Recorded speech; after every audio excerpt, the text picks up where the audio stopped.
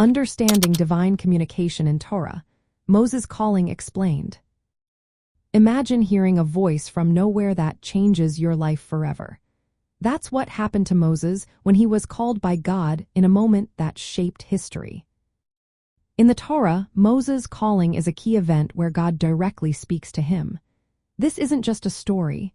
It's a real encounter of divine speech that sets Moses apart from others. God's voice is clear and authoritative, giving Moses instructions and revealing his will. Moses is chosen to lead the Israelites out of Egypt and receive God's laws.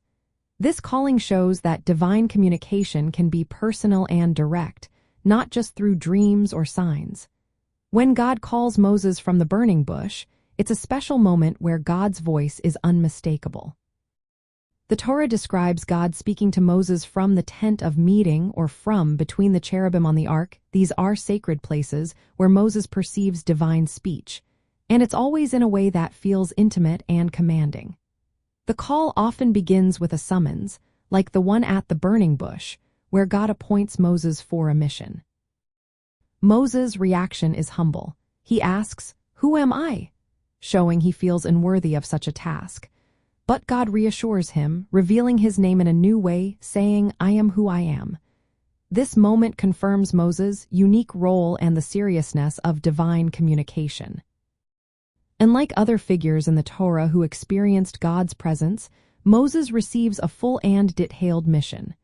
God's words are precise, and Moses faithfully records them, emphasizing the sacredness of the Torah. This direct speech is the foundation for how divine law is passed down. Moses' calling teaches us that divine communication is a personal encounter that carries authority. It's beyond ordinary human understanding but meant to guide and instruct. His role as the messenger shows how important it is to listen carefully and faithfully transmit what is received.